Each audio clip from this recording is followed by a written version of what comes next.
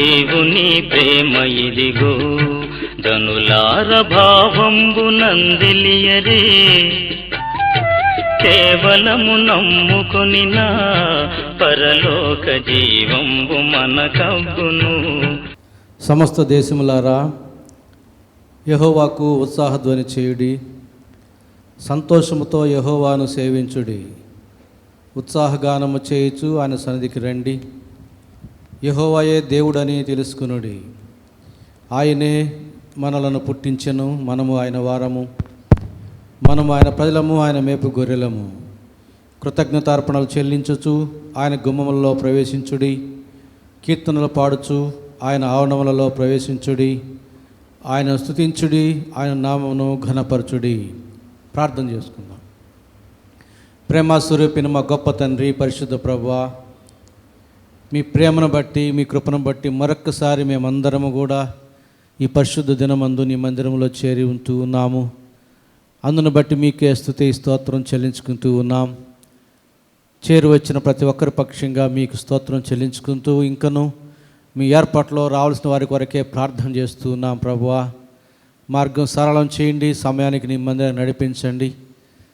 ఆరంభం నుంచి ఆఖరి వరకు ప్రతి విషయంలో కూడా, ప్రతి ఒక్కరి విషయంలో కూడా మీరు మాత్రమే మహిమ, ఘనత, ప్రభావాలు పొందుకుంటూ మాలో ప్రతి ఒక్కరిని మీ స్వాధీనంలో ఉంచుకొని మేము ఆత్మతో సత్యముతో నిన్ను ఆరాధించున్నట్లు, నీ వాక్య వెలుగులో మా జీవితాలను సవరించుకున్నట్లు, నీ వాక్యమనే ఉదయస్థానంతో మేము శుద్ధీకరించబడినట్లు సహాయం చేయమని యేసు నామమున వేడుకుంటున్నాము తండ్రి, ఆమేన్. ఉత్తర ప్రతిభాగంగా కీర్తన గ్రంథంలో నుంచి దావీదు రాసినటువంటి 39వ కీర్తనను రాజేంద్ర ప్రసాద్ గారు ఉత్తర ప్రతిభాగంగా చదువుతారు. ప్రియ దేవుని సంగమ, ఈ పరిశుద్ధ ఆదివారపు ఆరాధనను కీర్తన గ్రంథం నుండి 39వ దావీదు కీర్తనను ఉత్తర ప్రత్యురీతిగా చదువుకుందాం. చివరి వచనాన్ని అందరం కలిసి చదువుకుందాం. నా నాలుకతో పాపం చేయకుండానట్లు నా మార్గములను జాగ్రత్తగా చూసుకుందును. భక్తిహీనులు నా ఎదుటనున్నప్పుడు నా నోటికి చిక్కం ఉంచుకుందుననుకుంటుని. నేను ఏమీ మాటలాడక మౌనైతిని, క్షేమమును గూర్చి అయినను పలుకక నేను మౌనముగా ఉంటిని. ఆయనను నా విచారం అధికమాయెను. నా గుండె నాలో మండుచుండెను, నేను ధ్యానించుచుండగా మంట పుట్టెను. అప్పుడు నేను ఈ మాట నోరారా పలికి తిని. యెహోవా, నా అంతము ఎట్లుండునది? నా దినముల ప్రమాణం ఎంతైనది నాకు తెలుపుము. నా ఆయువు ఎంత అల్పమైనదో నేను తెలుసుకొని కోరుచున్నాను. నా దినముల ప్రమాణము నీవు బెత్తెంతగా చేసి ఉన్నావు. నీ సన్నిధిని నా ఆయుష్కాలము లేనట్టే ఉన్నది. ఎంత స్థిరుడైనను ప్రతి వాడును కేవలము వట్టి ఊపిరి వలె ఉన్నాడు. మనుషులు వట్టి నీడ వంటి వారై తిరుగులాడుదురు. వారు తొందరపడుట గాలికే కదా. వారు ధనము కూర్చుకుందురు గాని అది ఎవనికి చేదిక్కునో వారికి తెలియదు. ప్రభువా, నేను దేని కొరకు కనిపెట్టుకొందును? నిన్నే నేను నమ్ముకుని ఉన్నాను. నా అతిక్రమములన్నిటి నుండి నన్ను విడిపింపుము. నీచులకు నన్ను నిందాస్పదముగా చేయకము. దాన్ని చేసినది నీవే కనుక నోరు తెరవక నేను మౌనినైతిని. నీవు పంపిన తెగులు నా మీద నుండి తొలగింపుము. నీ చేతి దెబ్బ వలన నేను క్షీణించుచున్నాను. దోషములను బట్టి నీవు మనుషులను గద్దింపులతో శిక్షించినప్పుడు చిమ్మట కొట్టిన వస్త్రం వలె నీవు వారి అన్నమును చెడగొట్టేదవు. నరులందరూ వట్టి ఊపిరి వంటి వారు. యెహోవా, నా ప్రార్థన ఆలకింపుము. నా మొరకు చెవియొగ్గుము. నా కన్నీళ్లు చూచి మౌనముగా నుండకము. నీ దృష్టికి నేను అతిథి వంటి వాడను. నా పితరులందరి వలె నేను పరవాసినై ఉన్నాను. నేను వెళ్ళిపోయి లేకపోక మునుపు నేను తెప్పరిల్లినట్లు నన్ను కోపముతో చూడకము. దేవుడు తన పరిశుద్ధ వాక్యములు దీవించును. పాటలు విందాం. మొదటిగా అభిషేక్, ఆ తర్వాత గాలింగ్ హెప్సిబా పాటలు పాడతారు.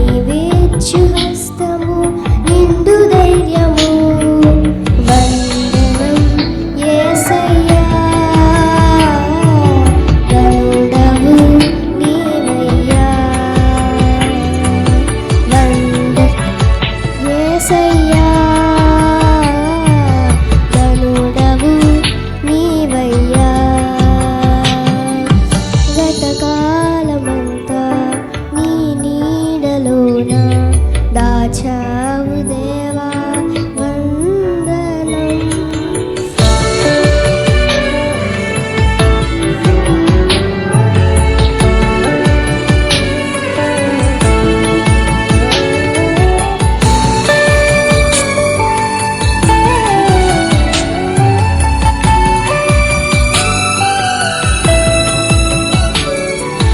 మాటలే ముల్లుగా మారిన వేళ నీ మాట నన్ను పలకరించెనయ్యా. నిందలతో నేను నిండిన వేళ నీ దక్షిణ హస్తము నన్ను తాగెనయ్యా. నీ మాట చక్కటి జీవ ఊట, మరువడెన్నడూ నిన్ను స్తుతించుట. నీ మాట చక్కటి జీవ పూట, మరువడెన్నడూ నిన్ను స్తుతించుట. వందనం యేసయ్యా, గనుడవు నీవయ్యా. వందనం యేసయ్యా, గనుడవు నీవయ్యా. గతకాలమంతా నీ నీడలోన దాచావు దేవా వందనం. కృప చూపినావు, కాపాడినావు, ఎలా తీర్చగలను నీ రుణం. పాడనా నీ కీర్తన, పొగడనా వేణోలనా. పాడనా నీ కీర్తన, పొగడనా వేణోలనా. వందనం యేసయ్యా, గనుడవు నీవయ్యా. వందనం యేసయ్యా, గనుడవు నీవయ్యా. గతకాలమంతా నీ నీడలోన దాచావు దేవా వందనం. నీ కృపలే నీదే, నీ దయలే నీదే, క్షణమైన బ్రతుకలేనయా. హలో నీ కృపలే నీదే, నీ దయలే నీదే, క్షణమైన బ్రతుకలేనయా. నీవేమై ఉన్నానో నాకేమున్నను,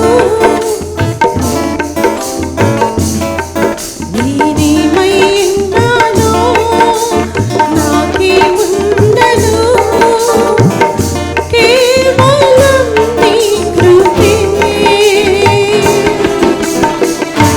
యేసయ్యా, యేసయ్యా,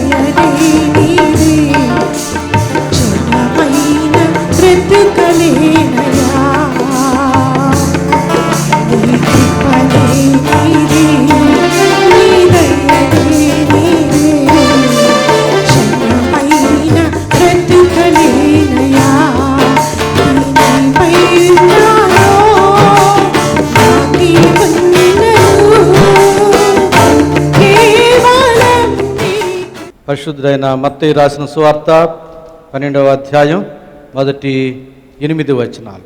పరిశుద్ధ దినమునకై ఏర్పాటు చేయబడినటువంటి వాక్య భాగము మత్తయి సువార్త 12వ అధ్యాయం మొదటి వచనం నుంచి 8వ వచనం వరకు చదువుకుందాం. ఆ కాలమందు యేసు విశ్రాంతి దినమున పంట చేలలో పడి వెళ్ళుచుండగా ఆయన శిష్యులు ఆకలిగొని వెన్నులు త్రుంచి తినసాగిరి. పరిసయ్యులది చూచి, ఇదిగో విశ్రాంతి దినమున చేయకూడనిది నీ శిష్యులు చేయుచున్నారని ఆయనతో చెప్పగా ఆయన వారితో ఇట్లనెను, తానును తనతో కూడా నున్నవారును ఆకలిగొని ఉండగా దావీదు చేసిన దాని గూర్చి మీరు చదవలేదా? అతడు దేవుని మందిరములో ప్రవేశించి యాజకులే తప్ప తానైనను తనతో కూడా ఉన్నవారైనను తినకూడని సమకూపు రొట్టెలు తినెను. మరియు యాజకులు విశ్రాంతి దినమున దేవాలయములో విశ్రాంతి దినమున ఉల్లంఘించి నిర్దోషులై ఉన్నారని మీరు ధర్మశాస్త్రమందు చదవలేదా? దేవాలయము కంటే గొప్పవాడిక్కడ ఉన్నాడని మీతో చెప్పుచున్నాను. మరియు కనికరమునే కోరుచున్నాను గాని బలిని నేను కోరను అను వాక్య భావము మీకు తెలిసి ఉంటే నిర్దోషులను దోషులని తీర్పు తీర్చకపోదురు. కాగా మనుష్య కుమారుడు విశ్రాంతి దినమునకు ప్రభువై ఉన్నాడనెను. దేవుడి పరిశుద్ధ వాక్యమును మన ఆత్మీయ మేలు నిమిత్తమై ఆశీర్వదించునుగాక. ఆమేన్. వచ్చి ఒక 10-15 నిమిషాలు వారు సాక్ష్యం చెబుతారు. ఆ తర్వాత చదువుబడిన వాక్య భాగాన్ని అనుసరించి మనం వర్తమానం ధ్యానం చేద్దాం. అందరికీ వందనాలండి. నా పేరు ఈశ్వరి. మీకు అందరికీ తెలిసే ఉంటుంది, ఈశ్వరి అంటే హిందూ మతం నుంచి వచ్చాను నేను. నా పెళ్ళి క్రైస్తవ మతంలో నాకు బాప్టిజం తీసుకోకుండానే పెళ్లి జరిగిందండి. ఎందుకంటే మా మామగారు పాస్టర్ బందిల్ జాన్ గారు మా మామగారు. సో మామగారు అడిగారు నన్ను. నేను చెప్పాను, నాకు కాస్త సమయం ఇవ్వండి, సమయం ఇచ్చిన తర్వాత నాకు అనిపించినప్పుడు నేను బాప్టిజం తీసుకుంటానని చెప్పాను. సో మా అమ్మ చెప్పింది ఏంటంటే, మంచి నిర్ణయం తీసుకున్నావమ్మా, దేవుణ్ణి తెలుసుకుని బాప్టిజం తీసుకున్న వాళ్ళు దేవుడి నుంచి తొలగిపోరు అని చెప్పారు. సో 2011లో నా పెళ్లి జరిగింది. 2012లో నేను మా అమ్మని అడిగాను, నాకు బాప్టిజం ఇస్తారా అని అడిగాను. సో మా అమ్మగారే నాకు బాప్టిజం ఇచ్చారు. సో నాకు బైబిల్ తెచ్చిచ్చారు. నువ్వు కొత్త నిబంధన నుంచి స్టార్ట్ చెయ్యి అని చెప్పారు. అయితే నాకెందుకో మనసు లాగుతూ ఉంది, పాత నిబంధన నుంచి వెళ్ళాలి అనేసి. సో మామగారు కూడా చెప్పారు కాబట్టి కొత్త నిబంధన సాయంత్రం పూట చదివితే పాత నిబంధన పొద్దున చదివేదాన్నండి. సో దాంతో నాకు దీనిలో ఉన్నటువంటి కట్టుబాట్లు ఎలా అయితే ఉన్నాయో, ధర్మశాస్త్రం ఎలా అయితే నిర్మింపబడి ఉందో, మనం ఎలా అయితే జీవించాలో అవన్నీ కూడా నేను తెలుసుకుంటూ వచ్చాను. సో అక్కడి నుంచి నేను దాని నుంచి పక్కకు తొలగిపోలేదండి. అయితే దేవుణ్ణి హత్తుకొని జీవించాలి అనేది మా అమ్మ చెప్తూ ఉండేవాళ్ళు. ఎలా హత్తుకొని జీవించాలి అనేది నాకు పెద్ద క్వశ్చన్ మార్క్. ఎందుకంటే అప్పటి వరకు నా జీవితంలో ఏ కష్టాలు లేవు, ఆనందంగా సాగిపోతూ ఉంది నా జీవితం. అయితే కోవిడ్ అండి, మీకు అందరికీ తెలిసే ఉంటుంది. కోవిడ్ మనకు ఒక పెద్ద గుణపాఠం. పోస్ట్ కోవిడ్లో అందరికీ ఇబ్బందులు వచ్చి ఉంటాయి, నాకు శక్తికి మించి ఇబ్బందులు వచ్చాయండి. సో కోవిడ్లో నేను సఫర్ అయ్యింది 2021 మే 13వ తారీఖున మా అమ్మగారు చనిపోయారు. అదే టైంలో నా భర్త మోజస్ సిమ్స్ హాస్పిటల్లో అడ్మిట్ అయి ఉన్నారు. తను రాలేని పరిస్థితి. పిల్లల్ని ఎక్కడ పెట్టాలో తెలియదు, అందుకే తిరుపతికి వెళ్ళిపోయాము మేము. మా ఆడపడుచు తిరుపతిలో ఉంది, ధైర్యం చేసి నా దగ్గర పెట్టుకుంటాను వదినా, తీసుకొచ్చేసి అని చెప్పింది. నేను 14వ తారీఖున రుయా హాస్పిటల్లో అడ్మిట్ అయ్యాను. అక్కడి నుంచి 24వ తారీఖున రుయా హాస్పిటల్ నుంచి నేను డిశ్చార్జ్ అయ్యి ఇంటికి వచ్చాను. నా భర్త మోదస్ అప్పటికే వచ్చేసాడు. అత్తగారికి కోవిడ్ అటాక్ అయింది. అత్తగారిని గవర్నమెంట్ హాస్పిటల్ అడ్మిట్ చేశారు. అయితే 24వ తేదీ బాగానే ఉన్నాను, 25వ తేదీ నుంచి వామిటింగ్ స్టార్ట్ అయ్యాయి. మాకు తెలిసిన హాస్పిటల్కి వెళ్తే వాళ్ళు ఫీవర్ ఉందక్క అని చెప్పేసి ఒక ఇంజెక్షన్ ఇచ్చారు, జ్వరం తగ్గింది, ఇంటికి వచ్చాను. అయితే నాకు వామిటింగ్స్ అయితే ఆగట్లేదు, వాటర్ తాగుతున్నా వామిటింగ్స్ అవుతున్నాయి, ఒంట్లోకి ఏమీ వెళ్ళడం లేదు. అయితే నేను ఫ్లూయిడ్స్ ఎక్కించుకుంటానని హాస్పిటల్కి తీసుకెళ్ళా అని చెప్పాను. 25వ తారీఖున హాస్పిటల్కి వెళ్ళాను. అక్కడి నుంచి ఇంటికి వచ్చాను. మళ్ళీ పక్క రోజు మళ్ళీ సేమ్ అదే సిచ్యువేషన్, నిలబడలేని పరిస్థితి అండి. ఇలా ఉంది నా శరీరం, కాళ్ళు కూడా ఇలా పైకి లేయలేని పరిస్థితి అట్లా ఉంది. సో హాస్పిటల్కి వెళ్ళిన తర్వాత అక్కడ ఉన్నటువంటి డాక్టర్కి డౌట్ వచ్చింది. ఒకసారి న్యూరాలజిస్ట్ దగ్గరికి తీసుకెళ్ళండి అనేసి రెఫర్ చేశారు. సో న్యూరాలజిస్ట్ దగ్గరికి తీసుకెళ్లారు. అతను ట్రీట్మెంట్ కోసం అనేసి కొన్ని టెస్టులు ఇచ్చారు.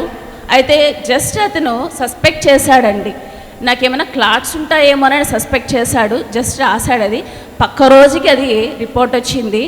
ఆ రోజు నైట్ ఇంటికి బయలుదేరదామని వస్తూ ఉంటే 26వ తారీఖున నా కుడి చెయ్యి కుడి కాలు రెండు కూడా స్పర్శ లేవు, పైకి లేయలేకపోతున్నాను. నేను చెప్పాను, నేను నడవలేనండి, ఇంటికి రాలేను, నేను ఇక్కడే ఉంటానని చెప్పాను. 26వ తారీఖు గడిచింది, 27 గడిచింది, 28వ తారీఖు, 29వ తారీఖు అండి. అప్పటి వరకు నేను హాస్పిటల్లోనే ఉన్నాను, ఫ్లూయిడ్స్ మీద ఉన్నాను. అయితే నాకు తెలియకుండానే నాకు స్ట్రోక్ వచ్చేసింది. ఆ టైంకి మా హస్బెండ్, మా అత్తగారు హాస్పిటల్లో ఉన్నారు, చాలా ఎమర్జెన్సీలో ఉన్నారు. అత్తగారు వెంటిలేటర్ మీద ఉన్నారంట. నాకు తెలియదు ఆ విషయము, నాకు ఏ విషయాలు చెప్పలేదు. నా దగ్గర నుంచి ఫోన్ కాంటాక్ట్స్ కూడా తీసేశారు, ఫోన్ కూడా తీసేశారు, ఎందుకంటే భయపడుతూ ఉన్నాననేసి. అయితే నాకు స్ట్రోక్ వచ్చింది. మా హస్బెండ్ వచ్చేసరికి అక్కడ ఉన్నటువంటి వాళ్ళు సిస్టర్స్ చెప్పారు, అమ్మాయి నోట్లో నుంచి నొరుగు వచ్చింది, కాళ్ళు చేతులు కొట్టుకుంటూ ఉంది అనేసి. సో నేను అన్కాన్షియస్లోకి వెళ్ళిపోయాను, కానీ సబ్ కాన్షియస్ అయితే ఎక్కడో పనిచేస్తుంది. సో వీళ్ళు ఏం చేశారంటే అంబులెన్స్లో తీసుకొని అపోలో హాస్పిటల్కి తీసుకెళ్లారు. అప్పటికి నాకు స్ట్రోక్ వచ్చింది. తల్లో ఉన్న పరిస్థితి ఏంటి అంటే, ఇక్కడ మనకు నర్వ్ ఉంటుందండి, ఈ నర్వ్ దగ్గర ఇక్కడ క్లాట్ వచ్చింది. ఈ పార్ట్స్లో వచ్చేసి స్ప్లిట్స్ వచ్చేసాయి. నరాలు చిట్లినాయంటే బతకడం చాలా కష్టమంట.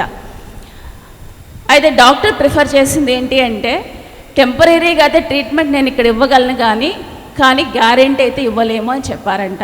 అది నాకు వినిపిస్తూ ఉంది. అయితే నాకు ఆల్రెడీ సైనస్ ఉంది, సైనస్కి మీరు ముందుగానే ట్రీట్మెంట్ ఇచ్చి ఉండాల్సిందే అని చెప్పారు. అయితే వాళ్ళు ట్రీట్మెంట్ కోసం అనేసి వెంటనే నాకు ఎంఆర్ఐ స్కానింగ్ తీయించారు. ఇది పరిస్థితి అని చెప్పారు, ఎక్స్ప్లెయిన్ చేశారు. చెన్నై తీసుకెళ్తామంటే బెడ్ మీద నుంచి కదిలించలేని పరిస్థితి అని చెప్పారు. నా కాళ్ళు చేతులు పూర్తిగా, కుడి చెయ్యి కుడి కాలు పూర్తిగా పని చేయకుండా పోయింది. ఇది నా సిచ్యువేషన్. అయితే ఆ పక్క రోజు మార్నింగ్కి మళ్ళీ స్ట్రోక్ వచ్చింది. 29వ తారీఖున 30వ తారీఖున నాకు మళ్ళీ స్ట్రోక్ వచ్చింది. 31వ తారీఖున అత్తగారు చనిపోయారు. ఆ విషయం నాకు తెలియదు. నన్ను జనరల్ వార్డుకి షిఫ్ట్ చేశారండి. ఎందుకంటే అప్పటికి నా చేయిల కదలికలు వచ్చాయి, చెయ్యి కాలు రెండు కూడా కదిల్చాను. నన్ను డిశ్చార్జ్ చేసి జనరల్ వార్డుకి షిఫ్ట్ చేశారు. సో జనరల్ వార్డుకి వెళ్ళిన తర్వాత నిద్రపోతూ ఉన్నప్పుడు విపరీతమైన నిద్ర కలొచ్చింది. నైట్ 10 o'clock అండి. కొంతమంది నా దగ్గరకు వచ్చి నిద్రలేపి, నువ్వు గాలిలాగా రూపాంతరం చెందాలి, లే పైకి అన్నారు. నేను, నా బాడీ అయితే కిందే ఉందండి, పైకి లేచాను. నేను అబద్ధం చెప్పట్లేదు, బైబిల్ పట్టుకొని ఉన్నాను, అబద్ధం చెప్పట్లేదు. నేను గాలిలాగా రూపాంతరం చెందాను. నా చెయ్యి అటుపక్క ఇటుపక్క కొంతమంది తీసుకొని వెళుతూ ఉన్నారు. వెళుతూ ఉంటే నా శరీరం మొత్తం గాలిలో తేలిపోతూ ఉందండి. చాలా హాయిగా ఉంది, చల్లటి గాలి, పచ్చటి చెట్లు, చాలా హాయిగా ఉంది. తర్వాత మెలకువ వచ్చింది.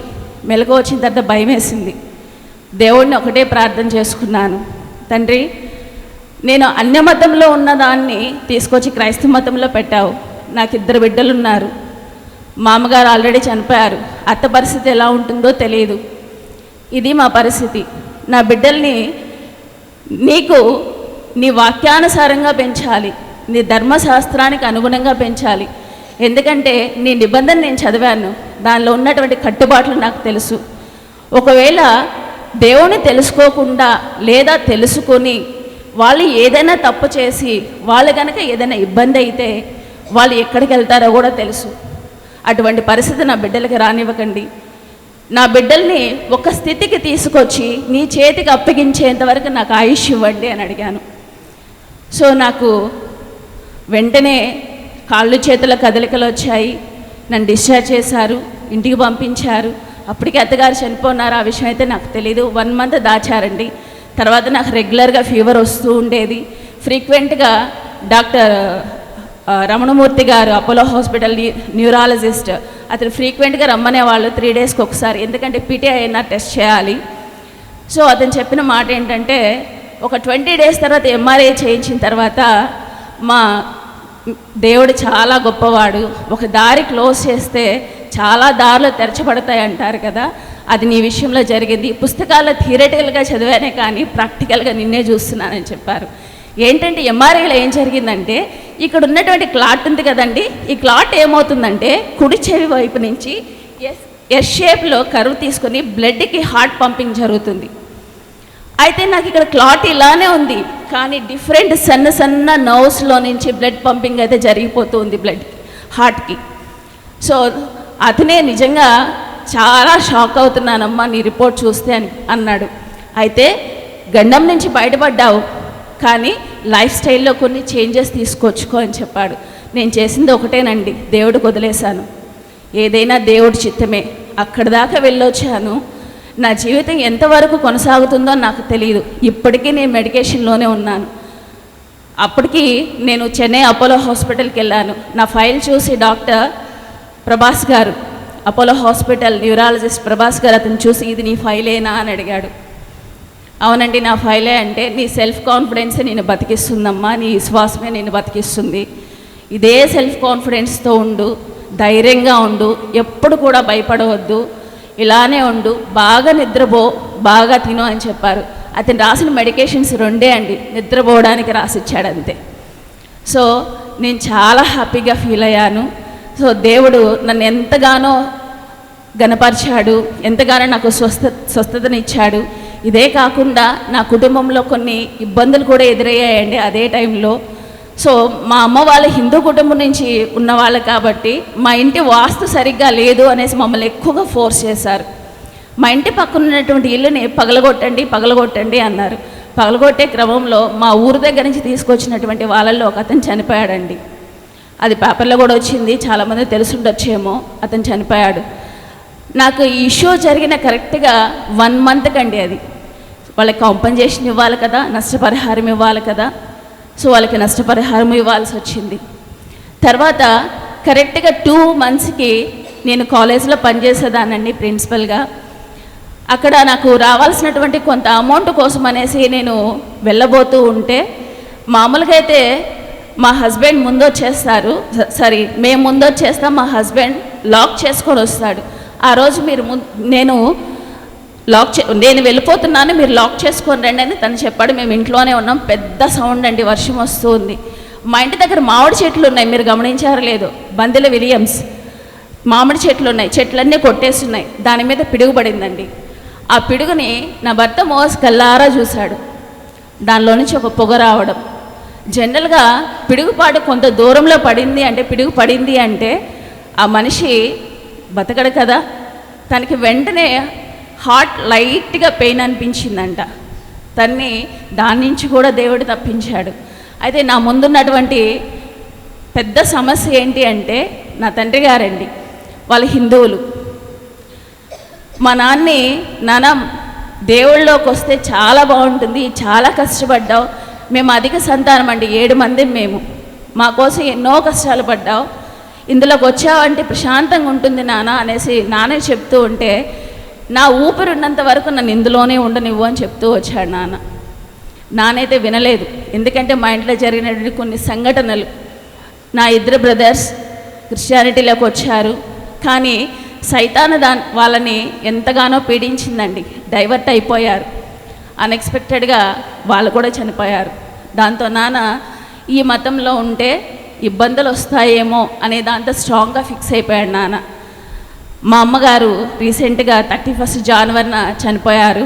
లాస్ట్ ఫ్రైడే నేను మందిరానికి వచ్చినప్పుడు పాస్టర్ గారు చెప్తూ ఉన్నారు, రాపూర్లో ఎక్కడో ఒక దగ్గర వాక్యం చెప్పడానికి వెళ్ళారంట, పరిచర్యకి వెళ్ళారంట. వెళ్ళినప్పుడు ఒక ఆవిడ ఏడుస్తూ ఉందంట. పాస్టర్ గారు వెళ్ళి, ఏమ్మా ఎందుకు ఏడుస్తున్నావు అంటే, మీరు 1 వీక్ ముందు వచ్చుంటే బాగుండేది, మా నాన్నగారు 1 వీక్ ముందే చనిపోయారు, మా నాన్న రక్షింపబడి ఉండేవాళ్ళేమో అనేసి పాస్టర్ గారు ఒక మాట అన్నారు. ఇదే మాట చాలామంది చెంప లాగి కొట్టినట్లు అనిపించుంటుంది అనేసి అన్నారు. నిజంగా అండి, నా చెంప చాచి కొట్టినట్టు అనిపించింది అదే మాట. ఇప్పటికీ నాన్నగారు మంచం మీద ఉన్నారు, అమ్మ చనిపోగానే అన్కాన్షియస్లోకి వెళ్ళిపోయారు, మంచం మీదే ఉన్నారు. నాన్న ఎలా మార్చాలనేది నాకు అర్థం కావట్లేదు, అదో పెద్ద క్వశ్చన్ మార్క్ లాగుంది. సో రోజు ప్రేయర్ చేస్తున్నాను నాన్న కోసం. చాలా సంవత్సరాల నుంచి ఇబ్బంది పడుతూ ఉన్నాడు. అద్భుత రీతిగా నాన్న మళ్ళీ కోలుకుంటూ ఉన్నాడు. అది దేవుడి చిత్తమో ఏమో తెలియదు. అన్కాన్షియస్లో నుంచి బయటకు వచ్చాడు, పిచ్చి పిచ్చి మాటలేదో మాట్లాడుతున్నాడు, కానీ నాన్నకైతే ఇబ్బంది ఏం లేదు. డాక్టర్స్ చెప్పేశారు వయసు అయిపోయింది, ఏమి చేయలేమని చెప్పారు, కానీ కోలుకుంటున్నాడు నాన్న. ఇది నా సాక్ష్యం అండి. నాకు ఈ అవకాశం ఇచ్చినందుకు దేవుడికి వేలాది వందనాలు, పాస్టర్ గారికి నా ధన్యవాదాలు. దేవుని నామంకు మహిమ కలుగునుగాక.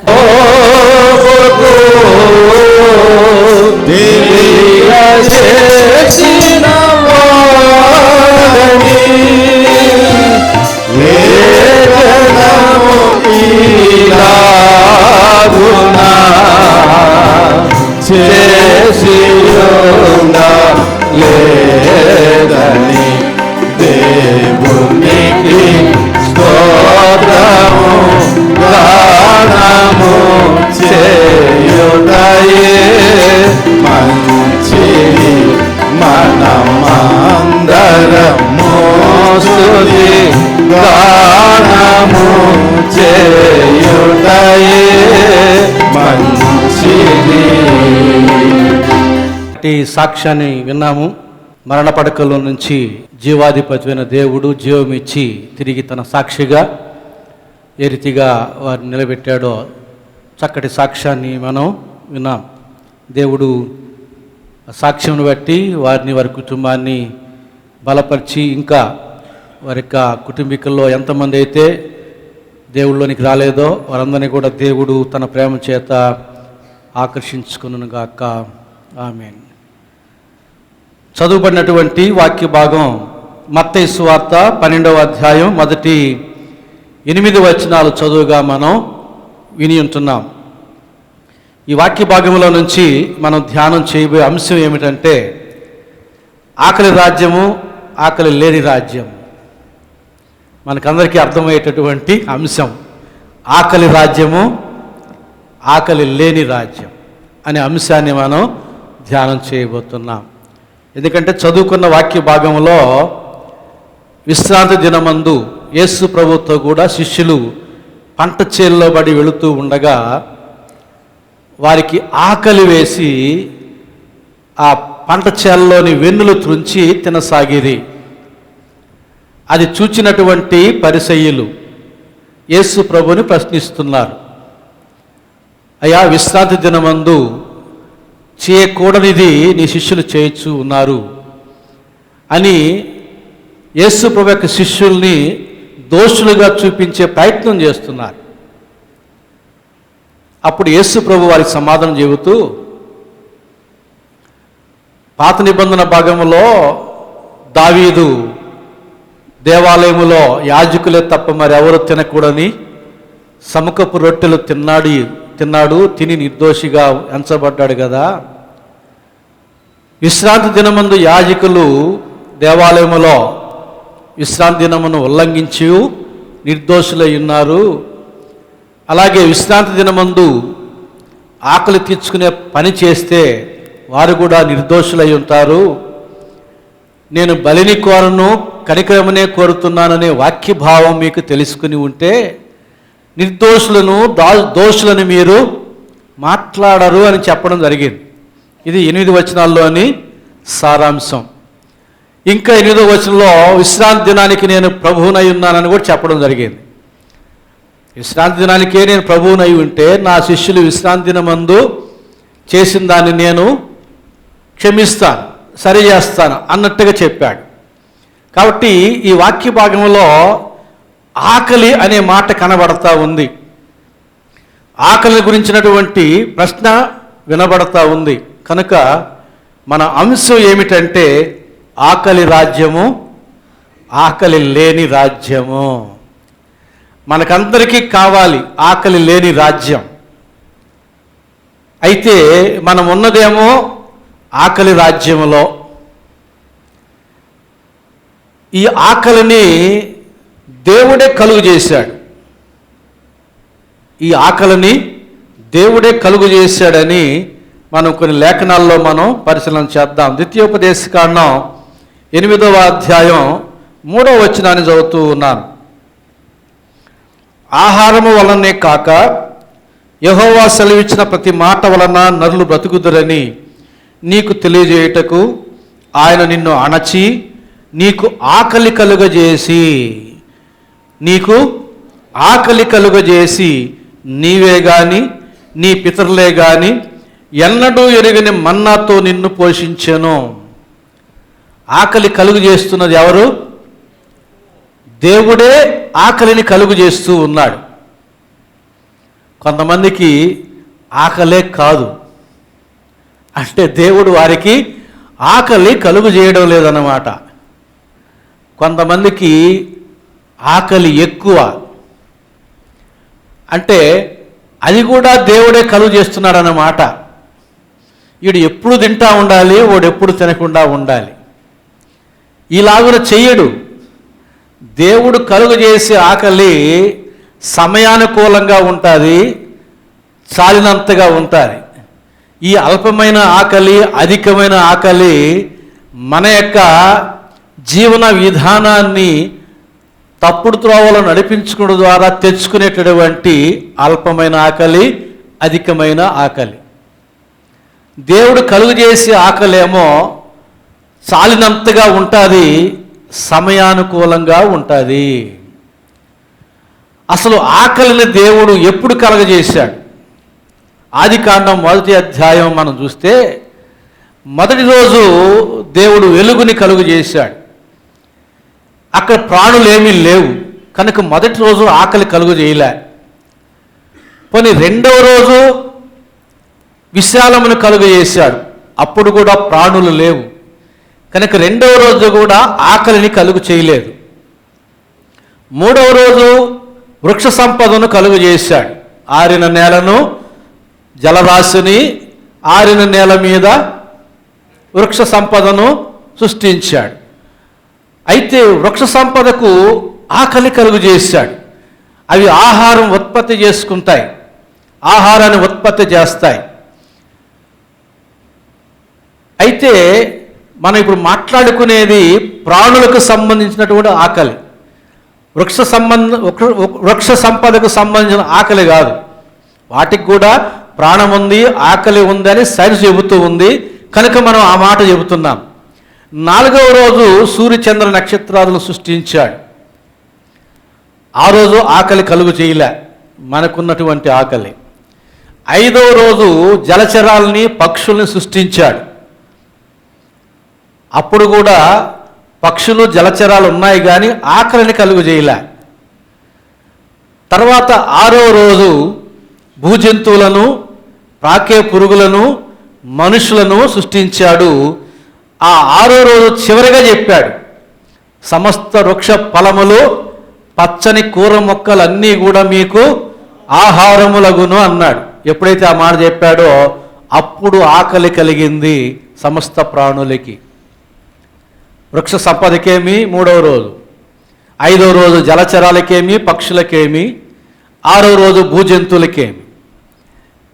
5వ రోజు సృష్టించిన జలచరాలు, పక్షులు సృష్టించబడ్డాయి. ఎదురుగా తమ ఆహారం ఉంది కానీ అది తమ ఆహారంగా దేవుడు చెప్పలే. ఇంకా వాటికి అసలు ఆకలి కూడా లేదు. ఆ రోజంతా ఆకలి లేదు, ఆహారం లేదు, అలాగే ఉన్నాయి. 6వ రోజు ప్రాకు పురుగులను, భూజంతువులను సృష్టించాడు. 6వ రోజు ఉదయం అయింది, మధ్యాహ్నం అయింది, బ్రేక్ఫాస్ట్ లేదు, లంచ్ లేదు, సాయంత్రం అయింది. సాయంత్రం అన్నాడు ఆ మాట, సమస్త వృక్ష ఫలములు, కూర మొక్కలు మీకు ఆహారమగునుగాక అని. అప్పుడు ఆకలి వచ్చింది ప్రాణులకి. అప్పుడు వాటికి ఆహారం ఏమిటో తెలిసింది. ఇప్పుడు మనం ఒకటి ఆలోచన చేయాలి. పక్షులు, జలచరాలు ఎక్కడెక్కడ ఉన్నాయి? భూమి మీద, సమస్త ప్రపంచం మీద ఎక్కడెక్కడ నీళ్లున్నాయో, నదులు, ఏర్లు, మడుగులు, సముద్రాలు ఎక్కడెక్కడ ఉన్నాయో అక్కడంతా జలచరాలు ఉన్నాయి. పక్షులు కూడా ప్రపంచవ్యాప్తంగా ఉన్నాయి, భూజంతువులు ప్రపంచవ్యాప్తంగా ఉన్నాయి, ప్రాకు పురుగులు కూడా ప్రపంచవ్యాప్తంగా ఉన్నాయి. దేవుడు ఒక స్థలంలో చేరి ఆహారం ఏమిటో చెప్పినప్పుడు ప్రపంచవ్యాప్తంగా ఉన్న జీవరాశులు అన్నీ వినాలంటే ఎంత పెద్దగా చెప్పి ఉండాలి. అంత పెద్దగా చెబితే ప్రాణులు సగానికి సగం చచ్చిపోతాయి ఆ శబ్దాన్ని భరించలేక. మరి ఎట్లా తెలిసాయి వాటికి? ఆశ్చర్యకరుడు ప్రతి ప్రాణికి వినబడేలాగున ఆయన స్వరాన్ని ఉపయోగించగలడు. అందుకే ఆయన సర్వాంతర్యామి అన్నారు. అందుకే మన దేవుడు సర్వాంతర్యామి. సమస్త ప్రపంచంలో ఆయన కార్యములు ఒకే సమయంలో చేయగల సమర్థుడు ఆయన. కనుక ఎప్పుడైతే 6వ రోజు పలికాడో ఆ రోజు ఆకలి పుట్టింది. సృష్టి ప్రారంభంలో ఆకలిని కలుగు చేయలే, సృష్టి చివరి రోజు ఆకలిని కలుగు చేశాడు. ఆ చివరి రోజు కూడా ఉదయకాలంలో ఆయన ఆకలిని కలుగు చేయలే, మధ్యాహ్నమందు ఆకలిని కలుగు చేయలే. ఉదయం నుంచి భూజంతువులను, ప్రాకే పురుగులను, తర్వాత ఆదాముని, తర్వాత అవని సృష్టించి ఆ తర్వాత చెప్పాడు అప్పటి సాయంత్రంగా వచ్చింది. అంటే ఆకలిని కలుగు చేసింది 6వ రోజు డిన్నర్ టైంలో కలుగు చేశాడు. అసలు ఈ ఆకలి కలుగు చేయకపోతే ఎంత బాగుండేది? ఈ ఆకలే కదా మనకు అంత ఇబ్బంది కలుగు చేసేది. నిద్ర లేచిన దగ్గర నుంచి చింతే, టిఫిన్ ఏం చేయాలి, టిఫిన్ అయిన దగ్గర నుంచి మళ్ళీ మధ్యాహ్నం ఏం చేయాలి, మధ్యాహ్నం అయిన తర్వాత రాత్రికి ఏం చేయాలి, సాయంత్రం ఏం చేయాలి, ఒకటే చింత పాపం స్త్రీలకి. ఏమి చేయాలి, ఏమి చేయాలి. అయ్యగారు ఏదేదో అయ్యగారు అడిగితే ఆర్డర్లు ఇస్తాడు, అవన్నీ చేసి పెట్టాలి, అవి చేయకపోతే అరుస్తాడు. అసలు ఆకలి లేకుండా చేస్తే ఎంత బాగుంటుంది? ఆకలి లేని రాజ్యం అయితే ఎంత బాగుంటుంది? ఎంతో బాగుంటుంది కదా. వంట చేయడం ఎంత కష్టం. అందుకే కంప్యూటర్లు వచ్చిన తర్వాత ఆడవాళ్ళు మగవాళ్ళు ఉద్యోగాలు చేసుకుంటూ ఉన్నారు. ఇంట్లో వంటలు చేయడం తగ్గింది. బయట ఫాస్ట్ ఫుడ్ బండ్లు పెరిగిపోయినాయి. ఫాస్ట్ ఫుడ్ ఏ టైంలో పోయినా మీకు ఆహారం జొమాటోకో టమాటోకో ఆర్డర్ ఇస్తే ఇంటికి తెచ్చిచ్చేస్తారు. కంప్యూటర్లు వచ్చిన తర్వాత స్త్రీలకి పురుషులకి ఉద్యోగాలు వచ్చేసాయి. తల్లిదండ్రుల మాట వినే పరిస్థితి లేదు. ఏ నాన్న నువ్వు రిటైర్డ్ అయ్యే టైంకి నీ జీతం ఎంత? 80,000. నాకు స్టార్టింగ్ జీతం ఎంతో తెలుసా? 1.5 లక్ష. నువ్వేంది నాకు చెప్పేది? తల్లిదండ్రుల బిడ్డలు, నువ్వు రిటైర్డ్ అయ్యే తల్లికే నీ జీతం 60,000 70,000, నా స్టార్టింగ్ జీతం 1 లక్ష 1.5 లక్ష. నువ్వేంది నాకు చెప్పేది? ఏం చెప్పలేరు పాపం బిడ్డలకి తల్లిదండ్రులు. ఎందుకంటే జీతం తెచ్చేయడు, 1 లక్ష 1.5 లక్ష తెచ్చేయడు, వాడి ప్రకారం జీవిస్తాడేమో భయము. కాబట్టి కంప్యూటర్లు వచ్చి లైఫ్ స్టైల్ని చాలా మార్చేశాయి. తల్లిదండ్రుల యొక్క వాయిస్ తగ్గిపోయింది, ఇళ్లలో బిడ్డల వాయిస్ పెరిగింది. కాబట్టే సామాజిక పరిస్థితి ఇట్లా మారిపోయినాయి. సరే, మళ్ళీ సబ్జెక్టులోకి రండి. ఆకలి లేని రాజ్యం అనేది ఒకటి ఉంది, నేను తర్వాత చెబుతాను. అయితే దేవుడి యొక్క ఆకలిని ఎందుకు ఆయన కలుగు చేశాడు? సామెతల గ్రంథం 16వ అధ్యాయం 26వ వచనం. సామెతల గ్రంథం 16వ అధ్యాయం 26వ వచనం. కష్టము చేయు వాని ఆకలి వాని కొరకు వాని చేత కష్టము చేయించును, వాని కడుపు వాని తొందర పెట్టును. అందుకు ఆకలి కలుగు చేసింది దేవుడు. దేవుడు ఆకలిని ఎందుకు కలుగు చేసాడు అనే దానికి ఇది ఒక కారణం. సామెతలు 16:26. కష్టము చేయు వాని ఆకలి వాని కొరకు వాని చేత కష్టము చేయించును, వాని కడుపు వాణ్ణి తొందర పెట్టును.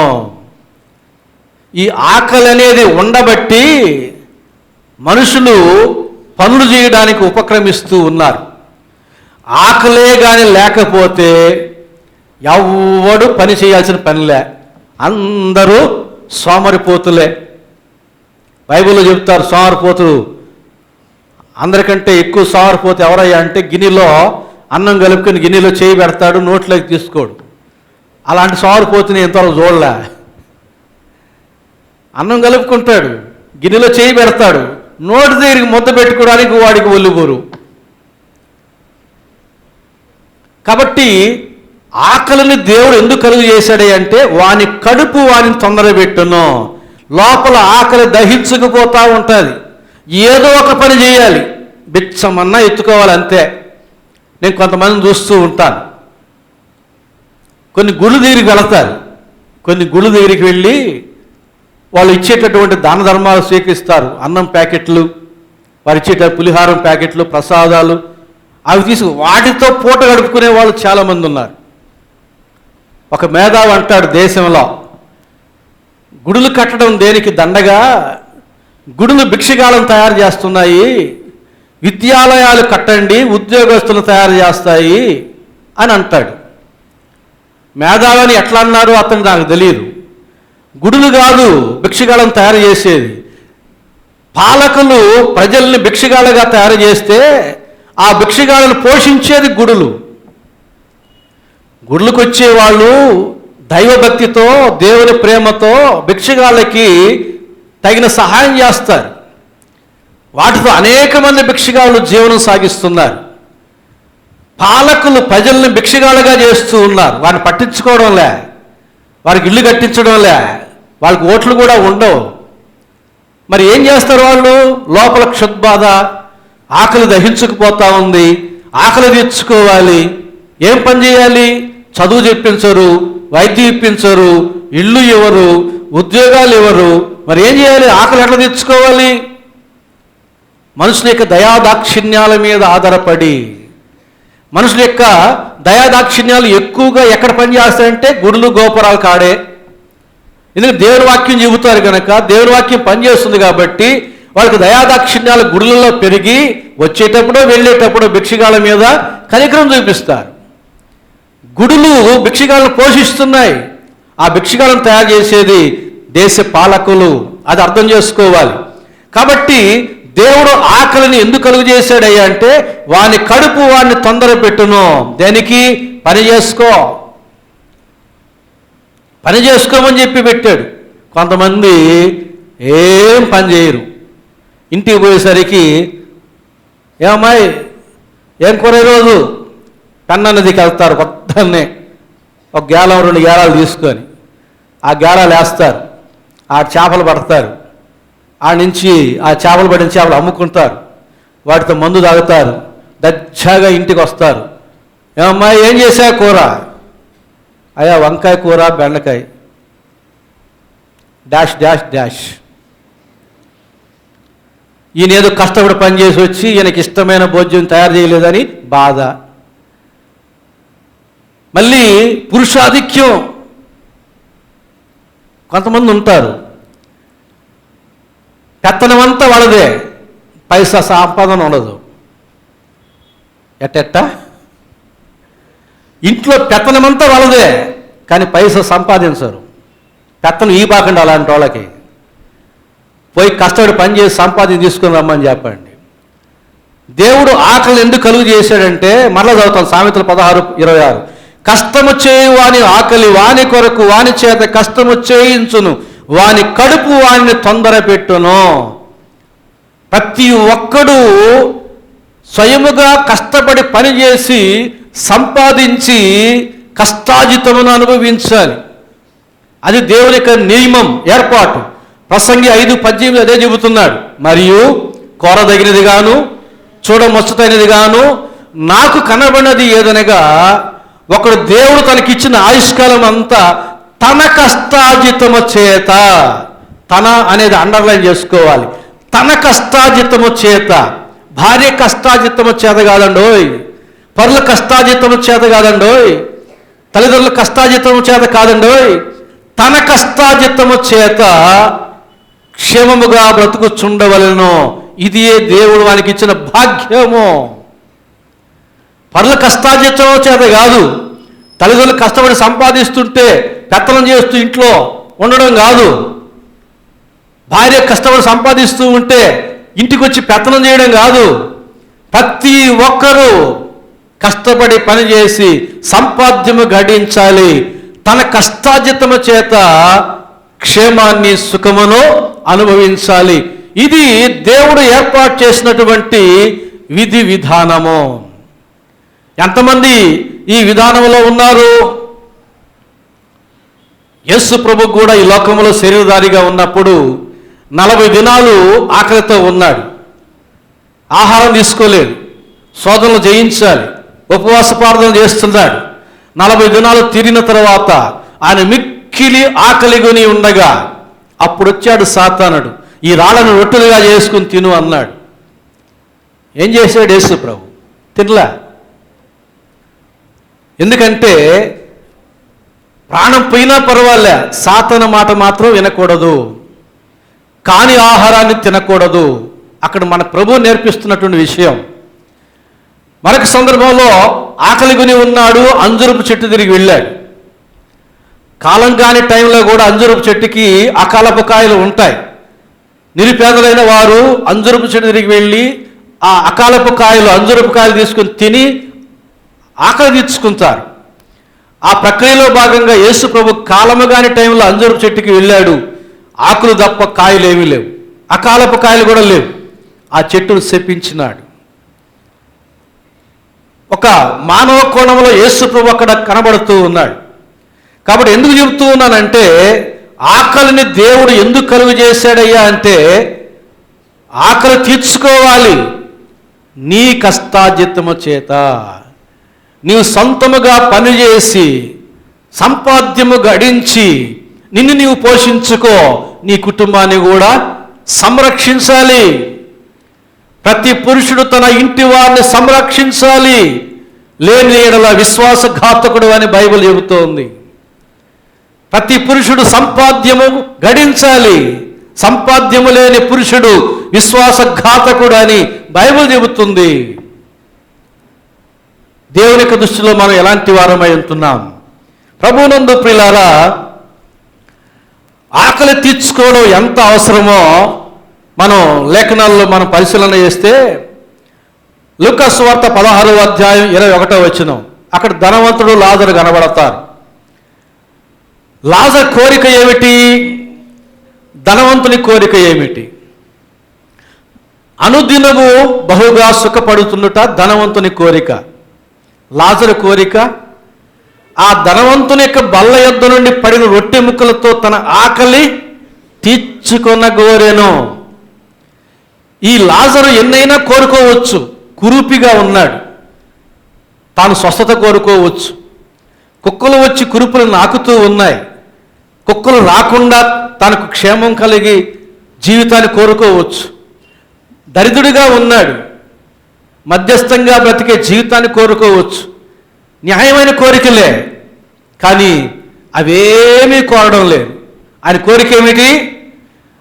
ఆ ధనవంతుని బల్ల మీద నుండి పడే రొట్టె ముక్కలతో తన ఆకలి తీర్చుకొనగోరెను అనుకున్నాడు. ఈ లోకంలో ఎంతకాలం జీవించినా, ఏ రీతిగా జీవించినా చివరికి మనం వెళ్ళిపోవాల్సిందే. ఎక్కడికి వెళ్ళాలి? పరదేశికి వెళ్ళాలి. తర్వాత తీర్పులో కుడివైపు నిలబడాలి. తర్వాత నూతన భూమిలోనికి, నూతన ఎరిశలోనికి వెళ్ళాలి. ఈ లాజరు యొక్క గురి, లక్ష్యం అదే. కాబట్టి ఎన్ని నాళ్ళు, ఎంతకాలం, ఏ రీతిగా ఈ లోకంలో జీవించినా అంతిమంగా మన యొక్క లక్ష్యం అదే కదా ఈ లాజరు. కనుక కురుపులు ఉండని, కుక్కలు వచ్చి నాకని, నాకు ఏమీ లేకుండా ఉండని, ఆకలి తీర్చుకుంటూ బ్రతికినంతకాలం బ్రతుకుతాను. ఆ మీదట నేను పరదేశంలో అబ్రహాము దగ్గర నెమ్మది కలిగి ఉంటాను. చేరుకున్నాడు. ఆకలి చూడండి, ఆకలి ప్రాణాన్ని నిలిపేటటువంటిది. నీవు ఆకలి తీర్చుకున్నావా, నీ ప్రాణం నిలుస్తుంది. ఆకలి తీర్చుకోలేదా, నీ ప్రాణం పోతుంది. కుష్ఠరోగులు పట్టణం చుట్టూ శత్రువు చుట్టుముట్టి ఉన్నారు. లోపల ఆకలితో అల్లాడుతున్నారు ప్రజలు. ఈ కుష్ఠరోగులు, భిక్షగాళ్ళు పట్టణం లోపలికి వెళ్ళాలి, ముఖద్వారం మూయబడి ఉంది. రోజులు గడుస్తూ ఉన్నాయి, ఆకలికి అలమటిస్తూ ఉన్నారు. చివరికి వీరు తెగించి ఒక తీర్మానం చేశారు. శత్రువుల యొద్దకు వెళదాం, బతకనిస్తే బతుకుదాం, లేదంటే చచ్చిపోదాం. ఆకలి బాధలు తీర్చుకోవడానికి ప్రాణాలకు తెగించినటువంటి ఒక గట్టి తీర్మానం చేసి వెళ్ళారు. వెళ్ళిన తర్వాత దేవుని కార్యాన్ని బట్టి అక్కడ వారు శత్రువులు లేరు, ఉన్నది ఉన్నట్టుగా వదిలిపెట్టి వెళ్ళిపోయారు. ఆ గుడారాల్లో వీళ్ళు చొచ్చి ఏం చేశారు? ముందు బంగారు వెండి వస్త్రాలని దాచుకున్నారా లేదా భోంచేశారా? ఏం చేశారు? ముందు బంగారు జోలికి వెళ్ళలే, వెండి వస్త్రాలు ఆయుధాలు వాటిని దాచుకోవడానికి వెళ్ళలే. వీళ్ళకి కావాల్సింది ఏంటి? ఆహారం కావాలి, దహించకపోతున్నారు లోపల. వెళ్ళి భోంచేసి తృప్తిగా అప్పుడు ఒక ఆలోచన చేశారు, మనము చేయుచున్నది మంచిది కాదు. ఎందుకంటే ప్రతిరోజు మనకు భిక్షమిచ్చి మన ప్రాణాలు నిలుపుతున్నటువంటి ప్రజలు ఆకలితో అలమటిస్తున్నారు. కనుక ఈ శుభవర్తమానం వారికి తెలియజేయాలి అని అనుకున్నారు. వీరు ఆకలి తీరిందని వీళ్ళు అనుకోలే, వారి ఆకలి కూడా తీర్చాలని అనుకున్నారు. ఎందుకంటే ఆకలి బాధ, ఆకలి యొక్క నియమం ఏమిటో దేవుడు స్పష్టంగా తెలియజేస్తూ ఉన్నాడు. అలాగే ప్రభువునందు ప్రియులారా, యాకోబు దగ్గరికి వచ్చాడు ఏశావు. వేటకు పోయాడు, పాపం దొరకలే, అలిసిపోయాడు, ఆకలితో అలమటిస్తూ ఉన్నాడు. యాకోబు మంచి ఏం చేస్తున్నాడు? చిక్కుడుగాయల కూర చేస్తున్నాడు. ఎందుకని? ఏశావు ఎందుకు వేటగాడయ్యాడు? యాకోబు ఎందుకు వంటగాడయ్యాడు? ఏశావు తండ్రి సంరక్షణలో ఉన్నాడు కాబట్టి వేటగాడయ్యాడు.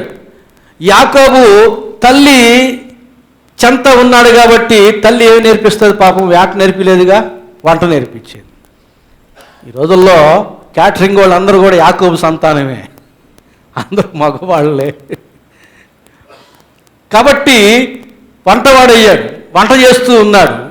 వేటకు వెళ్ళాడు, దొరకలేదు, అలసిపోయాడు, ఆకలితో అలమటిస్తున్నాడు. కనబడింది, ఆకలితో ఉన్నప్పుడు అది చిక్కుడుగాయల కూర అయినా కూడా వెజిటబుల్ బిర్యానీ లాగా కనబడతాయి. ఆకలి కొనిన వానికి చేదు కూరను కూడా తీయగా ఉండునని వాక్యం సెలవిస్తూ ఉంది. చూశాడు, ఆకలి బాధ ఇంకా ఎక్కువైంది. అయ్యా నాకు ఆహారం దయచేయమన్నాడు. ఏం చెప్పాడు? నీ జ్యేష్ఠత్వాన్ని నాకు ఇస్తే ఇస్తానన్నాడు. ప్రాణం పోతూ ఉంటే నాకు జ్యేష్ఠత్వం ఎందుకు తీసుకొని చెప్పి ఒక్క పూట కూటి కొరకు తన జ్యేష్ఠత్వాన్ని వదులుకున్నటువంటి వాడు ఏశావు. ఆకలి బాధ ప్రాణాలను నిలుపుతుంది. ఈ ప్రాణం ఎంత విలువైందన్నాడు? లోకమంతా సంపాదించుకుని ప్రాణం పోగొట్టుకుంటే ఏం ప్రయోజనం అన్నాడు. అంత విలువైన ప్రాణాన్ని నీ ఆహారం నిన్ను నిలబెడుతుంది. కాబట్టి ఆకలిని దేవుడు కలుగు చేయడంలో ఉన్నటువంటి నియమావళిని ఒకసారి మనం ఆలోచన చేసుకోవాలి. అలాగే రోమాపత్రిక 12వ అధ్యాయం 20వ వచనం, నీ శత్రువు ఆకలి కొని ఉంటే అతనికి భోజనం పెట్టము, అలాగు చేయటం వలన అతని తల మీద నిప్పులు కుప్పలుగా పోయుదువు. ఆకలి చేసే కార్యాలు చూడండి. శత్రువు వచ్చాడా, ఆకలితో ఉన్నాడా, ఆకలి తీర్చు, తద్వారా నీ శత్రువు నీవు జయించుతావు. ఆకలిలో ఉన్నటువంటి నియమాలు, ఆశీర్వాదాలు.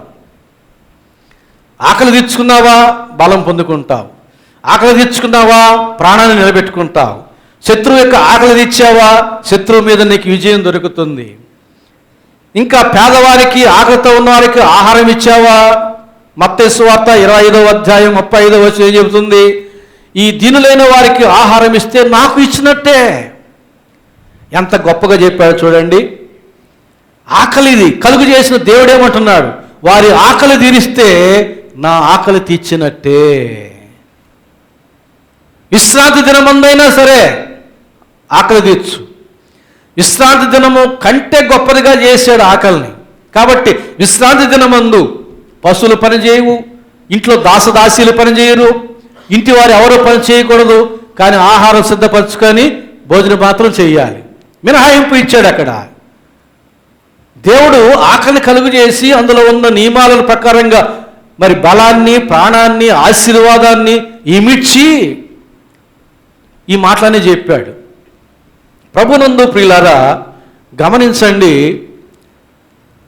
మనం ఆకలి కలిగిన వారికి ఆహారం ఇస్తే దేవుడికి ఇచ్చినట్టే అని దేవుడే చెబుతున్నాడు.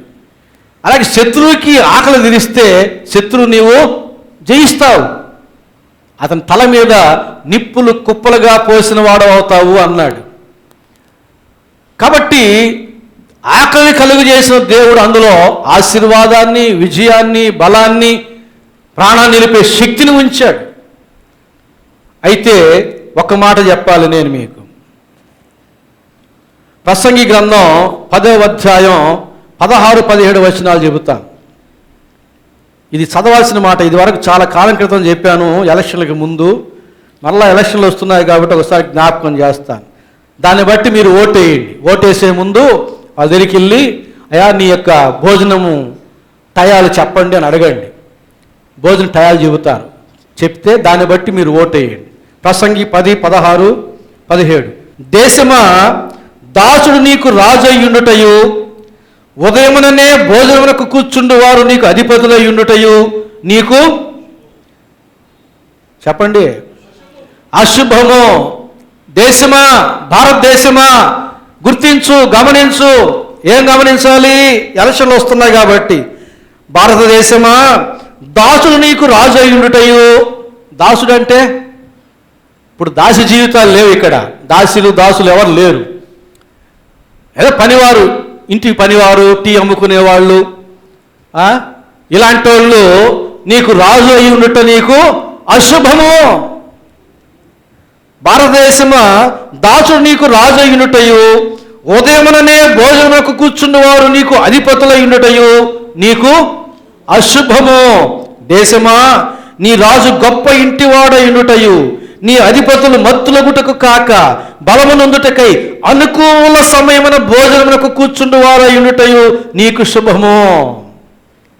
భారతదేశానికి ఎలాంటి అధిపతులు, ఎలాంటి పాలకులు శుభము? వాళ్ళు భోజనం ఎప్పుడు చేసేటట్టుగా ఉండాలి?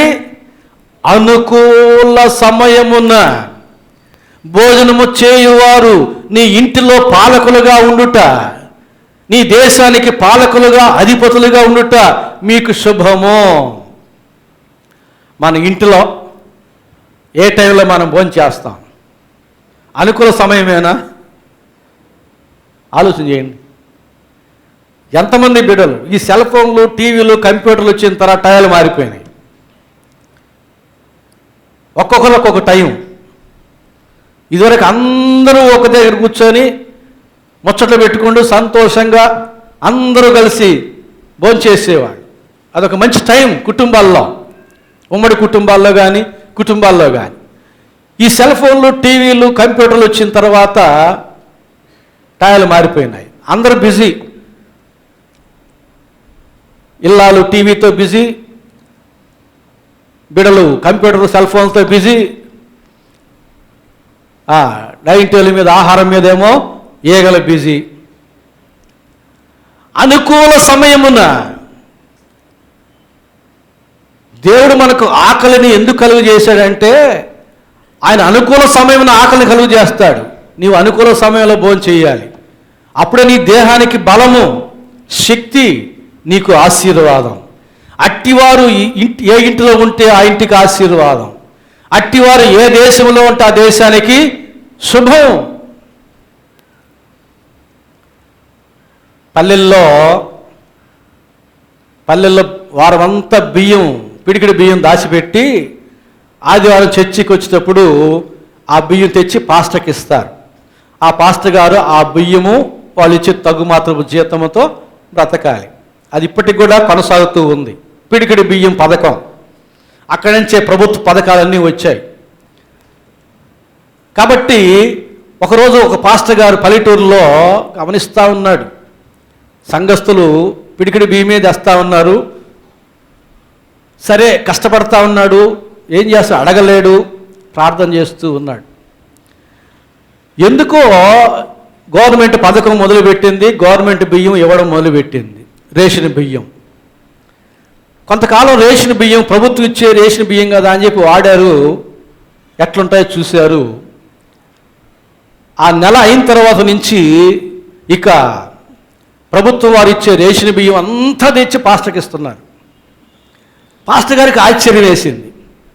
అరే, పిడికిడి బియ్యం తెచ్చేవాళ్ళు ఏంది బస్తాలు తెస్తున్నారు, ఏంట్రా ఈ మార్పు అని ఆశ్చర్యపడి సంఘ పెద్దని అడిగాడు. అయ్యా ఏంటయ్యా సంగతి అని. ఏం లేదు పాస్టర్ గారు, ఆ బియ్యం తింటే వాళ్ళకి మోకాళ్ళ నొప్పులు వస్తున్నాయంట,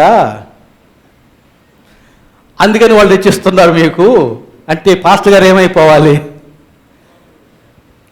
మీరు మాకు అదేగా చేసేది, బిర్యానీ వద్దమ్మా అంటే మీకేం కాలేదు తినండి. ఏం మేము మనుషులం కదా, మాకు శరీరం లేదా? ఈ ఒక్కసారి తినండి. ఈరోజు మీ ఇంట్లో వెడ్డింగ్ డే, రేపు ఇంకో ఇంట్లో బర్త్డే, ఇంకో ఇంట్లో పెళ్ళి, అందరూ అదే అంటారు. రోజు మేము తినాలి కదా. దినకరన్ గారు మెడ్రాస్ హాస్పిటల్లో ఉంటే మన చర్చి వాళ్ళు కొంతమంది, నెల్లూరు నుంచి కొంతమంది ఆడవాళ్ళు వెళ్ళారు విచారించడానికి. వచ్చిన వాళ్ళందరికీ దినకరన్ గారు ఏమని చెప్తాడు పాపం. కారణం చెప్పి చెప్పి అలిసిపోయి ఇసుకొచ్చేసింది. అప్పుడు పోయారు మన నెల్లూరు స్త్రీల సమాజం, అందులో బేరంగట్ట పద్మమ్మ కూడా ఉంది. వీళ్ళందరూ కొంచెం ప్రేమ ఎక్కువ కదా, ఏడుపు ముఖం పెట్టి అయ్యో నాయనా ఏంది నాయనా ఇట్ట అయిపోయినావంటే, అంతకుముందే వచ్చాడు నెల్లూరుకి మీటింగ్స్కి. ఏడవబాకండి, నన్ను గీత పట్టించింది మీరేను అన్నాడు. వద్దంటే మీ ప్రేమ కొద్దీ పెట్టారు, ఇదిగో ఈ గతి అయింది నాకు అని చెప్పి అన్నాడు. అట్లా ఉంటుంది పరిస్థితి. వాళ్ళకి మోకాళ్ళ నొప్పులు వస్తున్నాయని ఆ బియ్యం తింటే ఆ బియ్యం తెచ్చి పాస్టర్కి ఇచ్చారు. పాపం ఏం చేస్తాడు ఈ పాస్టర్ గారు, అవి అంగటోడికి అమ్మేసుకొని, జరిగిన విషయమే ఇది, ఆ సంఘస్థుల కంటే ఇంకా మంచి బియ్యం తెచ్చుకొని తింటా ఉన్నాడు. తెలివి ఎవరి సొమ్ము? ఒక పల్లెటూరులో జరిగింది. ఒక మరగుజ్జు పాస్టర్ జోసఫ్ అని ఆయనకే జరిగింది భీమవరంలో. కాబట్టి ఎందుకు చెప్తున్నానంటే, దేవుడు సృష్టించినటువంటి సృష్టిలో ఆకలిని కూడా ఆయన సృష్టించాడు. ఆ ఆకలిలో అనేక నియమాలు పెట్టాడు. అందులో బలం వచ్చే నియమం ఉంది, ప్రాణం నిలిపే నియమం ఉంది, తర్వాత శుభకరమైన నియమం ఉంది, శత్రువులు జయించే నియమం ఉంది, ఆకలి కొన్న వారికి పెడితే దేవుడికి ఇచ్చినట్టే అనే ఆశీర్వాదం ఉంది. అన్నీ ఉన్నాయి. అనుకూల సమయమైన భోజనం చేయండి. బిడ్డలందరికీ చెప్పేది ఏంటంటే, ప్రసంగం అంతా మర్చిపోయినా అనుకూల సమయంలో భోజనం చేయండి. ఉదయం కరెక్ట్ టైంలో భోంచేయండి, మధ్యాహ్నం కరెక్ట్ టైంలో భోంచేయండి, రాత్రిపూట కూడా కరెక్ట్ టైంలో భోంచేయండి.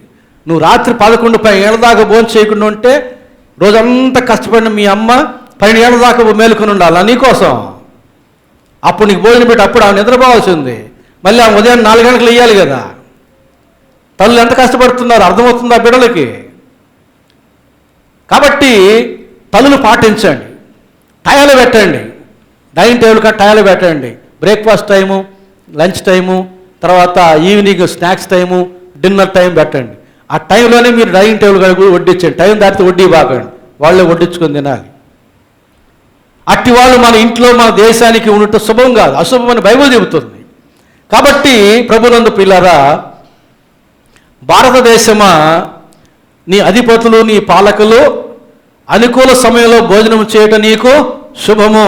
రేపు వస్తారు ఓట్లు అడుగుతారు, మీరు ఏం అడగొద్దు. అయ్యా నువ్వు భోజనం ఎప్పుడు చేస్తావు అని అడగండి. మాకెక్కడమ్మా, మాకు వీలు పడదు, ఇవన్నీ తిరిగి వచ్చి మేము ఎప్పుడో మధ్యాహ్నం 3-4 గంటలకి తింటామంటే నీకు ఓటేం పోండి అని చెప్పండి. నీకు ఓటేం మా బైబిల్ చెప్పింది, నువ్వు మాకు శుభం కాదు అశుభము, నీకు ఓటేయట అశుభం, కాబట్టి మేము వేయం. ఎవరన్నా వచ్చాయా నేను 12:30కి 1 గంటకి తింటానంటే నీకే ఓటేస్తానని. నువ్వు మాకు అధిపతి అయి ఉండుట, నువ్వు మాకు పాలకుడు అయి ఉండుట మాకు శుభమని బైబిల్ చెబుతుంది, కాబట్టి మా ఓటు నీకే అని చెప్పండి. ఫ్యాన్ ధరనే తిరక్కపోని, సైకిల్ ధరనే తిరక్కపోని, కమలం వికసించకపోని, గ్లాసు మనకు వండని పగిలిపోని, ఏమైనా కానీ మన ఓటు మాత్రం ఎవరికి? అనుకూల సమయంలో భోజనం చేయి వారికి. సరే, సబ్జెక్ట్లోకి వచ్చేద్దాం. అయితే ఆకలి రాజ్యంలో ఉన్న విషయాలు ఇవి. ఆకలి లేని రాజ్యం అనేది ఒకటి ఉంది. ప్రకటన గ్రంథం 7వ అధ్యాయం 16వ వచనం. ప్రకటన గ్రంథం 7వ అధ్యాయం 16వ వచనం చదువుతున్నాను. వారికి ఇక మీదట ఆకలి అయినను దాహమైనను ఉండదు, సూర్యుని ఎండ అయినను ఏ వడగాలి అయినను వారికి తగులదు. ఎటువంటి రాజ్యం అండి అది? ఎండ ఉండదు, ఇంకా సన్ స్ట్రోక్ లే, SON సన్స్ట్రోక్ ఉన్న వాళ్ళకి SUN సన్స్ట్రోక్ లేదు. మనిషి కుమారుని కలిగి ఉన్న వారికి సూర్యుని ఎండదెబ్బ తగలదు. ఇంకా ఏముండదు, ఏం గాలి, ఏం వాడ, వడగాలి ఉండదు, సూర్యుని ఎండ ఉండదు, ఆకలి ఉండదు, దాహము కూడా ఉండదు. ఒక రాజ్యం ఉంది. ఆ రాజ్యంలోనికి మీరు పోతానంటే అడ్రస్ చెబుతా. ఇక ఆకలి లేదు, ఇంక పని చేయాల్సిన పని లేదు. అక్కడ హాయిగా జీవవృక్ష ఫలాలు తినాలనుకుంటే తినడం, జీవజాలాలు తాగాలనుకుంటే తాగడం, బంగారు వీధిలో నడవాలనుకుంటే నడవడం, హాయిగా దేవుని యొక్క అనంత విశ్వాన్ని చూచి ఆనందించడం, దేవుని ఆరాధించడం. రాత్రి ఉండదు, పగలు ఉండదు. ఆ దేశంలో ద్వారాలు ఉండవు, తలుపులు ఉండవు. దేవదూతలు వచ్చిపోతూ ఉంటారు. చాలామంది ఆ గ్రహం ఈ గ్రహంలోకి వెళ్ళి మనిషి బ్రతకడానికి అక్కడ నీళ్ళు ఉన్నాయా, ఇక్కడ గాలి ఉందా, ఎక్కడైనా గ్రహం ఉందా అని అడుగుతున్నారు. అడ్రస్ చెబుతాను. ఇంత మంచి గ్రహం ఒకటి ఉంది, నువ్వు పోగలిగితే దానికి రాకెట్ అక్కర్లే, యేసునందు విశ్వాసం ఉంచితే చాలు. నీవు ఆ నూతన భూమి, నూతన ఆకాశంలో నూతన నిశ్చలంలోకి చేరుకుంటావు. అక్కడ సూర్యుడు లేడు, ఏ వడగాలి లేదు, రాత్రి లేదు, పగలు లేదు, తలుపులు లేవు, దొంగలు, చిమ్మట్లు. మీకు బొద్దింకలు అంటే భయం కదా, బొద్దింకలు కూడా ఉండవు అక్కడ. ఎంత మంచిది రాజ్యమో. అలాంటి రాజ్యానికి వెళ్ళాలంటే యేసునందు విశ్వాసం ఉంచాలి. అలాంటి రాజ్యం కావాలంటే యేసుని విశ్వసించాలి. 145వ కీర్తన 15వ వచనం చదువుతున్నాను. సర్వజీవుల కన్నులు నీ వైపు చూచుచున్నవి, తగిన కాలమందు నీవు వారికి ఆహారం ఇచ్చుచున్నావు. ఆహారం దేవుడు ఎప్పుడు ఇస్తాడు? తగిన కాలం దాటిన తర్వాత ఆహారం ఇచ్చేది ఎవరు? దేవుడు కాదు. దానివల్ల మనకు ప్రయోజనం ఏమీ లేదు. ఆకలి చచ్చిపోయింది, నువ్వు తినే లాభం. ఆకలి మీద ఉన్నప్పుడు తింటే నీ బలం, నీ శరీరానికి బలం, నీకు ఆశీర్వాదం. కనుక సర్వజీవుల కన్నులు దేవుడి వైపు చూస్తూ ఉన్నాయి. తగిన కాలమందు దేవుడు వాటికి ఆహారం ఇస్తూ ఉన్నాడు. రాకే పురుగులకేమి, పక్షులకేమి, జంతువులకేమి, మనుషులకేమి, అందరికీ దేవుడిచ్చే ఆహారం తగిన కాలంలోనే ఉంటుంది.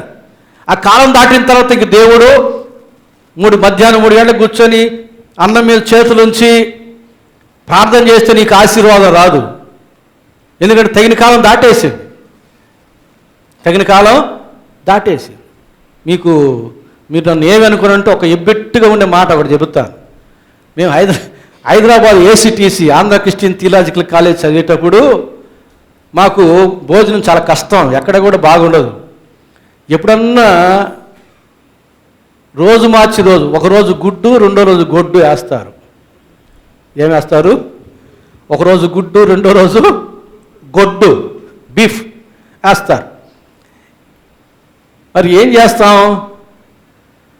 ఆ రోజు మాత్రం ఇక ప్రార్థన చేసేటప్పుడు జనాలు కొత్తగా ఫస్ట్ ఇయర్లో మేము పోయాం. ఫస్ట్ ఇయర్లో మాకు విషయాలు తెలియదు కదా, అందరూ ప్రార్థన చేస్తాం. మేము ప్రార్థన చేసి కళ్ళు తెరిస్తే గుడ్డు ఉండేది కాదు, గొడ్డు ఉండేది కాదు. ఏ రోజు కూడా ఎత్తేసేవాడు.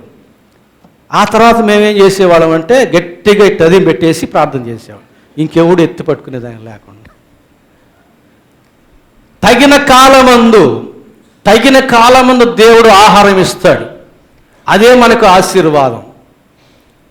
నీకు ఆకలి పుట్టించేది తగిన కాలమందు దేవుడే. తగిన కాలమందు ఆహారం ఇచ్చేది కూడా దేవుడే. తగిన కాలమందు ఆకలి పుట్టించిన దేవుడు తగిన కాలమందు ఆహారం ఇచ్చినప్పుడు నీవు స్వీకరిస్తే అందులో నీకు బలం ఉంటుంది, ఆశీర్వాదం ఉంటుంది, క్షేమం ఉంటుంది, శుభం ఉంటుంది. కాబట్టి ప్రభువునందు పిల్లారా, సత్యం ఎరిగిన సర్వజీవులు కన్నులు దేవుని వైపు చూస్తూ ఉండగా దేవుడు వారికి తగిన కాలమందు ఇస్తూ ఉన్నాడు. చూస్తున్నామా దేవుని వైపు? దేవుని వైపు చూచినట్లయితే ఈ లోకంలో మనకు ఆహారం ఇస్తాడు. తల్లి గర్భంలో పడిన వదులుకొని ముదిమి వచ్చే వరకు నా చేత చంక పెట్టుకొని నా చేత సంరక్షించి పోషించి భరించి కాపాడబడిన వాళ్ళారా నా మాట వినుడు అంటున్నాడు. కాబట్టి ఆహారం ఇచ్చేవాడు దేవుడు, ఆశీర్వాదం ఇచ్చేవాడు దేవుడు. అలాగే యోహాను సువార్త 6:35 వచనం అంటాడు, జీవాహారమును నేనే, నా యొద్దకు వచ్చేవాడు ఏమాత్రమును ఆకలి కొనడు. అంటే భూలోకంలో ఉన్న యేసు ప్రభు దగ్గరికి వచ్చిన వాడు ఆకలి కొన్నారు శిష్యులు. ఎక్కడ ఆకలి కొనరు? యేసు ప్రభు పరలోకంలో ఉన్నాడు. ఆయన వద్దకు అక్కడికి వెళ్ళువారు ఎన్నటికీ ఆకలి కొనరు. కాబట్టి చివరగా ఒక వచనం చదివి నేను ముగిస్తాను. యెషయా గ్రంథం 55వ అధ్యాయం మనకందరికీ తెలిసినటువంటి వాక్య భాగమే. మొదటి 2 వచనాలు. దప్పిగొనిన వాళ్ళారా నీళ్ళ యొద్దకు రండి, రోకలు లేని వాళ్ళారా మీరు వచ్చుకొని భోజనము చేయుడి. రండి, రోకలు లేకపోయినను ఏమీ ఇయ్యక ఏ ద్రాక్షారసమును పాలన కొనుడి. ఆహారము కాని దాని కొరకు మీరేల రోకలు ఇచ్చేదరు, సంతుష్టి కలుగు చేయని దాని కొరకు మీ కష్టాజితమును ఎందుకు వ్యయపరిచేదరు? నా మాట జాగ్రత్తగా ఆలకించి మంచి పదార్థము భుజించుడి, మీ ప్రాణము సారమైన దాని యందు సుఖింపనీయుడి.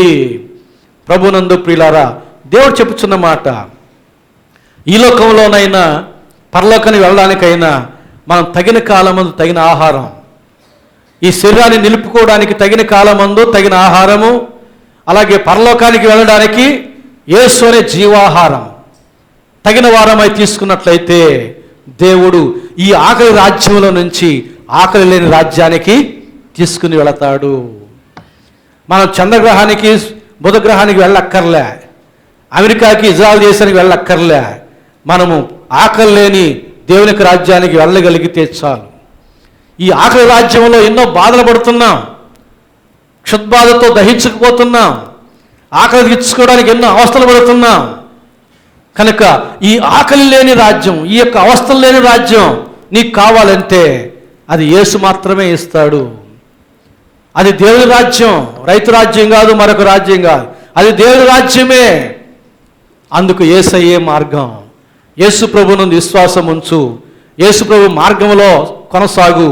అంతిమంగా దేవుడు నీకు అట్టి ఆకలి లేని రాజ్యాన్ని ఇస్తాడు. పరిశుద్ధాత్మ దేవుడు ఆ రీతిగా మనల్ని ప్రేరేపించి నడిపించి దీవించునుగాక. ఆమె ప్రార్థన చేసుకుందాం. ప్రేమ స్వరూపిని మా గొప్ప తండ్రి, పరిశుద్ధ ప్రభువా, విశ్రాంతి దినమందు మీ శిష్యులు ఆకలి తీర్చుకోవడానికి వెన్నులు తుంచి తినుతూ ఉండగా పరిశీలు ప్రశ్నించినప్పుడు చక్కటి సమాధానం ఇచ్చారు ప్రభువా. అట్టి మాటలు బట్టి నా తండ్రి, మరి ఆది కాండములో మీరు ఆకలిని సృష్టించినది మొదలు పరలోకంలో ఆకలి లేని రాజ్యం వరకు అనేక విషయాలు అవసరాన్ని బట్టి సందర్భాన్ని బట్టి మాకు తెలియజేసినందుకు వందనాలు చెల్లించుకుంటున్నాం ప్రభువా. మా దేశ అధిపతులు పాలకులు తగిన కాలమందు భోంచేయువారిగా అట్టి వారిని మేము ఎన్నుకోవడానికి సహాయం చేయండి. ఎందుకంటే అట్టివారు దేశానికి మాకు శుభం. అలాగే మా ఇంట్లో కూడా ప్రతి ఒక్కరు కూడా మా ఇళ్లలో తగిన కాలమందు భోంచేసి శుభకరమైన వ్యక్తులుగా ఉండడానికి సహాయం చేయమని యేసు నామమున వేడుకుంటున్నాము తండ్రి. ఆమేన్.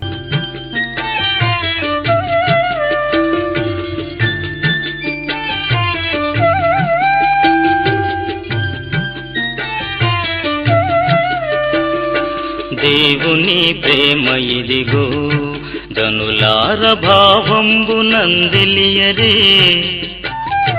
కేవలము నమ్ముకొనినా పరలోక జీవంబు మనకబ్బును, పరలోక జీవంబు మనకబ్బును.